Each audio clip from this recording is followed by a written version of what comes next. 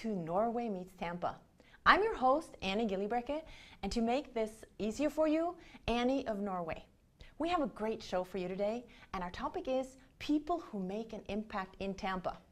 To help us shine light on this topic, I have invited Jen McDonald. Welcome, Jen. Hi, Annie. Thanks for having me with you today. Thank you for being here.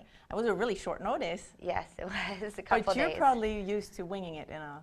I like to get up and talk with people, so yeah, I'm kind of accustomed to that. That's good. So Jen, why did we invite you? We invited Jen because she is this year's winner of the Susie Steiner Community Impact Award. It's a long word for a Norwegian to pronounce. Yes. So how did it feel to be announced as the winner? I was shocked. I don't know if you know, but the day of the award ceremony, they don't tell anyone who is going to win the award. And so when they were making the announcement, I had assumed it was somebody else in the room that I knew. And when they called my name, I didn't know how to react. My heart kind of stopped for a second there, and I was just completely shocked. It's such an honor to be given this award. So have you been to any of the other awards before? So Yep. You knew how this rolled? Yeah, I knew how it rolled. The surprise moment. The surprise moment, and I kept looking over at my friend who I thought was going to get the award. And when they called my name, I couldn't believe it. It took me a second to register that it was me that they were calling. So, yes, it's a very, very exciting. Thank you. That's awesome. Before we talk more about the award, well, we're going to say a little bit. This award is given to honor a member of the community and who makes giving back through entrepreneurship a priority. And why do you think they chose you? Why do you think you won this year? You know, after... Did they tell you? I talked a little bit with Beth and Andy about it, and I am very engaged with the Hillsborough Community College's entrepreneurship program. Several years back, I started teaching an Insurance 101 in that program to those entrepreneurs, just a one-day, couple hours, and discovered that it was a great passion of mine rapidly. And since then, they've engaged with me on some of their veterans entrepreneur training, some of their operation startup trainings, and continuing to work with the entrepreneurship program at HCC doing this Insurance 101. And I do it because I love it. It's really just the most fun thing I've ever done. And I guess that's why, that's the main driver behind it, is my engagement with them. And it made me kind of laugh a little bit, you know. Because you even smile when you're talking about this. Yeah, because it's like this thing I love to do, and now they're going to give me an award for doing it, for not only working with them and teaching this class, which is great, but then I meet with some of the students one-on-one afterwards, and I try to connect them with other people within the community who can use their businesses or who would be an asset to their businesses and services. So I'm doing this thing that is all part of my passion. And then they call me, they call me up and give me an award and say, here you go. And I'm just totally blown away and honored. I'm honored in the memory of Susie Steiner, who was such a giver, to be recognized with that. It's just such an honor. So, yeah. So you love to make an impact on other people. I do. I am involved in a lot of organizations within the Tampa Bay community where I'm making an impact in different ways, from neighborhood associations, chamber of commerce, women's organizations, and through the HCC piece as well. So I just have great joy and passion for helping other people and seeing them succeed and understand what they're doing too, especially on the insurance piece. Insurance isn't always the fun thing to talk about for people, so I enjoy seeing my students and my clients understand what they're doing and why they're buying it. So it's so cool. Yeah. Before we talk more about the award, can you tell us a little bit more about yourself, maybe some juicy stuff that people don't know about you? Because it's like, for me, insurance is something I have to do. Yeah. I just like to go into the office, get it done, and then get out. Yeah. I mean, you have to know all the laws, everything that can go wrong, and how can that, tell us a little bit how you ended up here. So I fell into insurance in college. I had an amazing professor who was teaching Insurance 101 to the business students at Temple University. And I sat in the front of the class, and I had conversations with her every class about theory and ideas and how things applied. And some people in the class really liked that, and other students were not so happy that I was tying up for a classroom time. You sound like you were hungry. You wanted more. Yeah, exactly. I just enjoyed it. And she inspired me to consider taking the next level courses in the insurance program, and so I did. And then I had some internships in the insurance program, and found myself working for a large corporation, which right after college, they moved me to Tampa from Philadelphia, which is how I ended up here. So no man dragged you down here? No man dragged me down, no. No, but, and I when I got here, I became a little ingrained in the community, doing some community work, a small amount, and very focused on my career. And then 4 years ago, that role moved out of state, and I had the opportunity to stay here and try to work in another desk-type job that like the one I had, or to go out on my own. And I just chose to go out on my own. I didn't even blink twice at that. I just chose to go out on my own and do this insurance. Now, this is something that a lot of people dream about. Yeah. They call it working for the man. Yes. Somebody yesterday said, why the man? Why not? You know. Yeah. But I guess that's the expression. Yes, yeah, it's an expression. So working for yourself is like you have long hours. You can go to the beach every day. You don't have to do anything. Then you're just totally free, huh?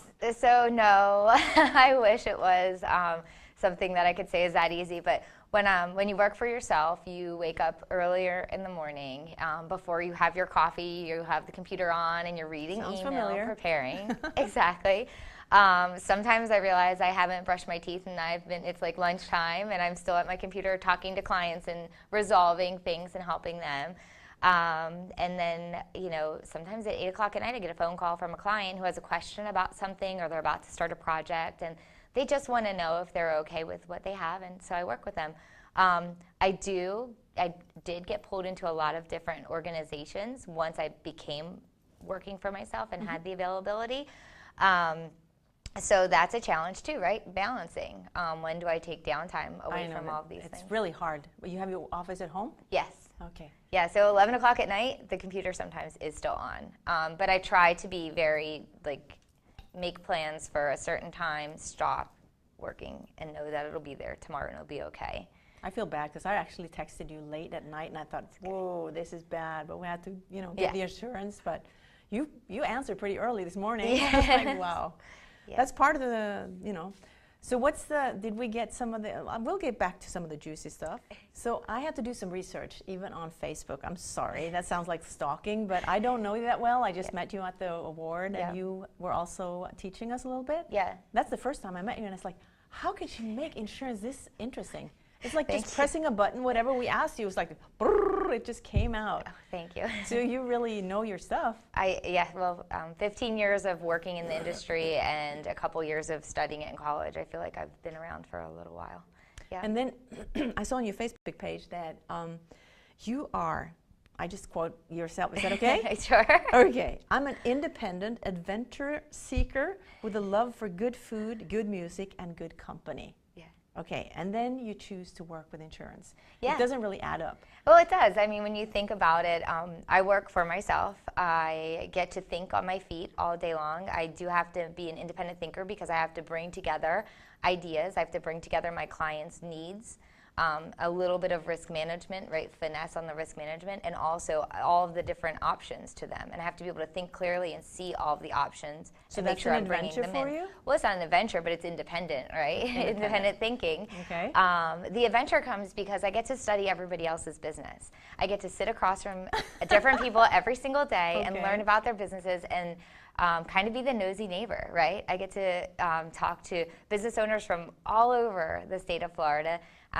Some interesting things. I've gotten to go into some manufacturing plants here in Tampa. I've been in a facility here for a government contractor who builds like drones and has all of this really cool fancy technology. So I get the opportunity to learn about what everybody's doing here in the city of Tampa or around the state of Florida, and it's just really amazing. So it is an adventure at times, yes. And I do a lot of meetings at lunch, so I get good food and company.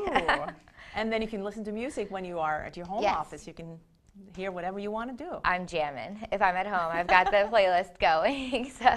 Well, that makes sense then. Yeah. But I also saw that you like nightly news, and that's like, nightly news?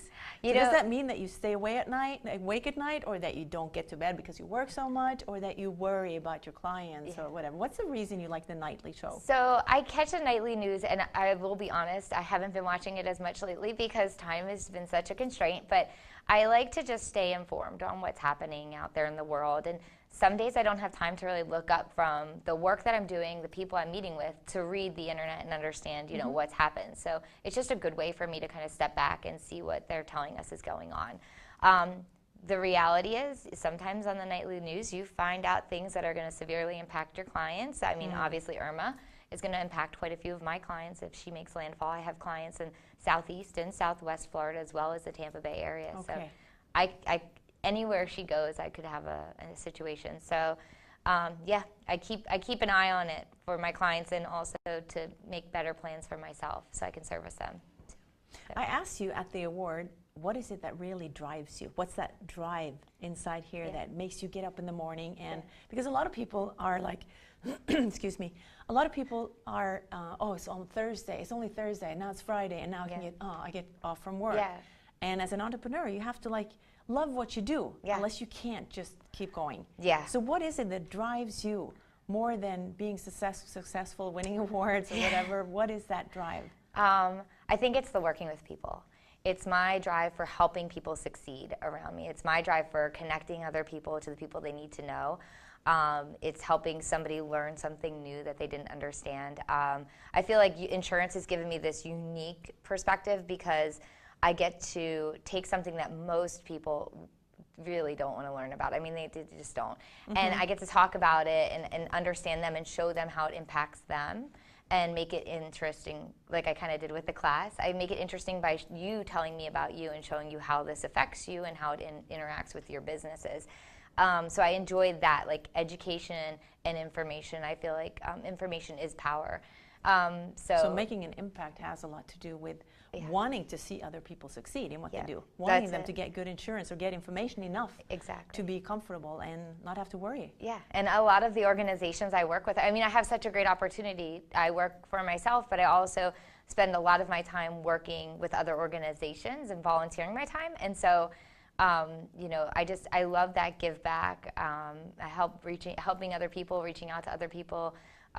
Just helping. My big thing is connecting people to each other. I think that is such a just fun to see people succeed through relationships that I've helped foster as well. That's just that's a really what I've noticed as a Norwegian again. Yeah, I come into places and I say, "Do you know anything about this?" No, but I know this woman who really is good. And I think, why do you just give away your contacts like that? And that seems to be. Like a lot of people want to do that. Well, they want to share. There's little value in keeping it to yourself, right? What good does it do for me to hold on to all of my contacts and keep them all here? I mean, really, it's about sharing. It's about helping other people find those resources. And when I came out new into this, you know, marketing world and this environment, other people did the same for me. They sat down at coffee and they said, "You need to talk to so and so and so and so and so and so," and I kept going down that path. And it's contagious. Then you want to bring something to the table, and you want to, you know, make an impact or help somebody. You've got it. That's exactly it. That's exactly it. And the more I share with other people, the more they share with me, and we all do better. We all come forward in this thing. So it's. We should have a song right now about it. I almost did. We're all in this together. That's there you go. Yeah, that's for growing up with teenagers. So, a little bit before we end the show, back to the award. Professor Andy Gold and Beth Curley, they initiated the award breakfast in honor of the late Susie Steiner to honor her dedication to help others and also her passion to build up the local startup community. You've talked a lot about it. What is it that you do to specifically help others? I think we touched that too. Yeah. Is there anything else you want to add on to that? Is there anything specific? I mean, you teach students. Are they the ones that elected you for this award? I think the students are the ones that choose the award winner. I believe that's how it works. That's the one thing I've never been 100% clear on is how the award winner is selected. So we'll have to ask Beth and Andy. But I believe it's the students who choose the person to win the award. Who's made the most impact on them. Yeah, I guess so. So that's an honor. Yeah, oh, trust me, I'm very honored. I am honored and humbled by the thought that that I could step into the legacy that is this award. You know, Susie Steiner really kicked off this community here. She was a central part of the entrepreneurship community while she was with us. And I came into this place right after she had left it. So I didn't get to know her very well, but I see the results of her legacy. I see what Andy and Beth are doing in the community. I see the connections that our students, their students had made through Susie before she passed, and just to be honored in her memory was incredibly humbling. Yes, it was wonderful. I'm touched. That's good. Yeah. Thank you. Yeah. I was going to ask you a little bit about insurance, comparing the two countries since I have the show, but I think we need to talk about that if that's okay with you. Sure, I'm not familiar with that, so maybe should we do this another time when I can read up on the Norway insurance? Okay, yes. Good. Very good. So we'll just skip to actually the end of this sequence or this show. We have heard from award winner. Isn't that a cool name to have? It's so award winner Jen McDonald. How she makes an impact on people's lives. And thank you so much for coming here on such short notice. It was only just a few days, so we both are used to just winging it and all this wonderful crew that came up. And we'll be right back after this break. I am for the child. I am the voice of a child needing help. How can you help over 3,000 children that are victims of abuse and neglect in Hillsborough County? Start with one. You can make a difference as a guardian ad litem. Start with one. Start with me.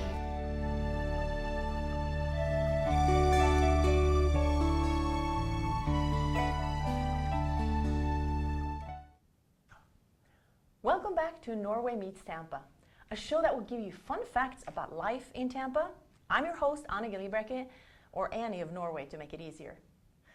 In Norway Meets Tampa show, we present awesome guests who in different ways have made an impact on this beautiful city. And today you will meet a Norwegian girl who has been here for over a year, and she's studying entrepreneurship at Hillsborough Community College. Welcome, KINE Reinhardsen. Thank you. Tell us a little bit about yourself. Okay, my name is KINE Reinhardsen. I'm 20 years old. I'm from a little town called Kristiansand in Norway. And a little over a year ago, I moved to Tampa to study. So I know you quite well, and I know that a lot of people have told me, or you, that they want to come over here and study. But very few do that. Do you know, why do you think they don't go? It depends on the age, but most people that have talked to me about it are younger people, and I think it's mostly fear, maybe of change or the unknown. Moving to a new place is really challenging in different ways. There's a new culture, there's new people, there's new places. And often you go by yourself, so you don't have your safety net with you. So KINE, what made you want to go to Florida? Well, first of all, I had a very good friend who was going to. You have no idea who that was? But I was ready for a change. I've been having vacations here for many years, so I already love the place. And the school offered a program that I really wanted to attend, so it was mostly just going for it. Sounds good. Did you enjoy school when you were in Norway? Truthfully, no. I did not enjoy it that much. Because you just finished high school. Yeah. And you were like, yeah, let's continue on to university? Or? No, actually my mindset back then was that I did not want to continue studying until I figured out this solution, if you would call it that. Sounds great. Many people think that they have to be fluent in English and have straight A's from their home countries. Is that the case? No, that's not true at all. I did not have straight A's, not even in English. So you learn by doing, still stumbling in words, and sometimes I don't know how to express things the right way. But I feel like Americans are very welcoming to people from other countries, and they give you time to try to formulate what you want to say. But there is like a test you have to take when you actually come here? Yeah, there's a PERT test that we took. Is it tricky? It can be. I did it, honestly, a lot of times to pass it. So it's not just one time and then you're out? It can be, but not all the time. So it's English writing, reading, and math that you have to take. Okay. In your experience, what are the differences between the college in Norway and in the U.S.? So I've never attended a college in Norway, but I know through my friends that the colleges here are more strict. They're more kind of on you as a student, their deadlines, their homework. Attendance is mandatory, counts as part of your grade, while in Norway it's more, there's some things that are mandatory, but you show up kind of when you want to, and it's like you study on your own. So I prefer it this way, to have somebody kind of kicking me in the butt saying, hey, you need to do this. Mm-hmm. Sounds great. Could you tell us what you like most and least about living here in Tampa? Because it's different, isn't it? It's very different. I love the weather. I love the American people. They're very open and welcoming. I love the ocean, the beaches. I love the school. Mostly just the feel of it. A lot more people. It feels like more freedom to me. Cool. And you're 20 years old. You're a student in college, and we've seen a lot of movies in Norway where it's about dating, it's about college life, partying, and all that division between groups. Is that just fiction, or is that really happening in college? I feel like it's really happening. Maybe not to the edge of what's shown in the movies, because it's kind of over-exaggerated, but there are definitely groups of people hang out together, people that are doing sports, people that attend specific classes, kind of tend to cling together. Just through living at the school properties, I've noticed there's a culture for kind of partying. Going out on the days when it's no school, having fun, enjoying life in sunny Tampa. So enjoying life, I have to ask you about dating. I know you don't want me to ask about that, but at least tell us a little bit about the difference in dating people in Tampa or in Norway. How do we do it in Norway? In Norway, people are very, what do you call it, shy. They're shy? Kind of, at least at dating. So if you were to like somebody, you would kind of just hang out in a big group of friends and make sure that that other person is in that group. And if you two are seen together alone, you're definitely already a couple. Kind of, that's how it goes. So dating is a really big deal.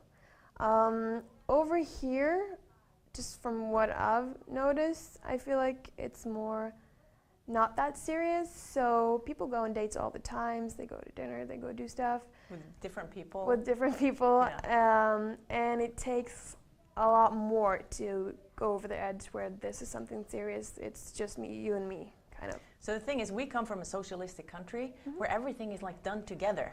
So it's like group of friends going out together, and then you try to find out that one that you really want to, get to know better, and then that takes time. It's not just, you can't just walk up to the person and say, hey, do you want to go out? Americans are very direct, so somebody could come up to you and just say, you're beautiful, what's your number? That would never, ever happen in Norway.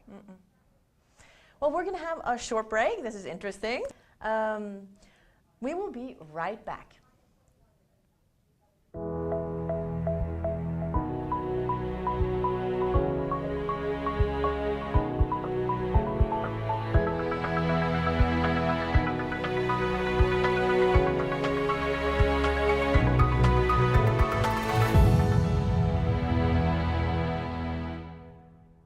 The digital television and media production program here is a very intense hands-on training program.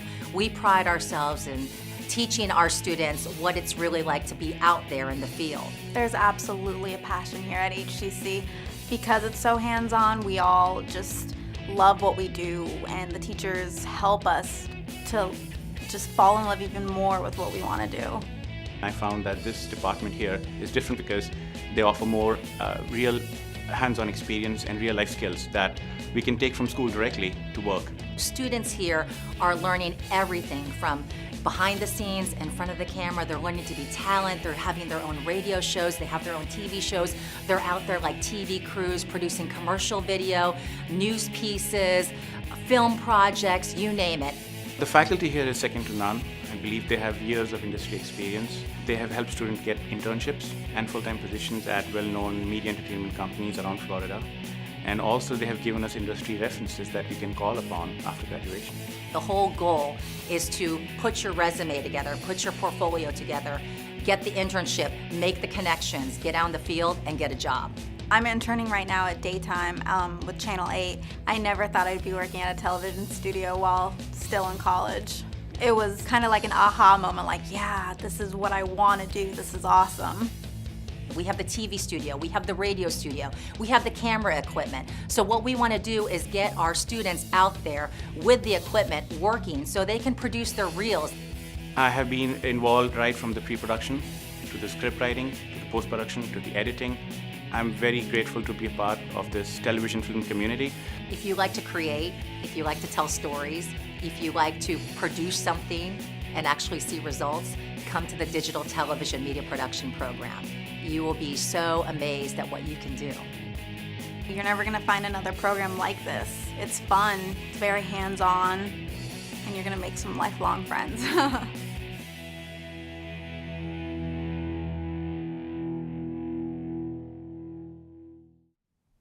Welcome back to Norway Meets Tampa show.